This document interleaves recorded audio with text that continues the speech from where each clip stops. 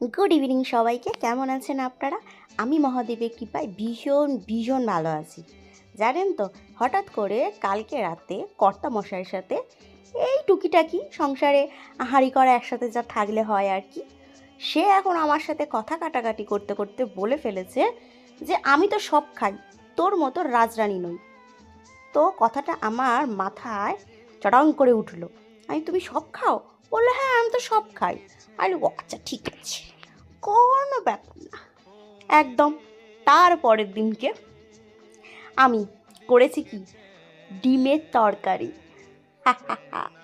আমি তো জানি বেচারা ডিম খেতেই পারে না, খায় একটু, হয়তো খায় যদি বা আমি ভেজে করি, কিন্তু আমি তো করিনি, কারণ সে তো গর্ব করে বলেছে, পুরো একদম গর্ভবতীর মতন বলেছে যে আমি যা পারি তাই খাই, আমার খাওয়া নিয়ে অত নাক সিটকোমো নয়। তো নাও, ঠেলা সামলাও, খাও এবার আলু দিয়ে ডিমের ঝোল।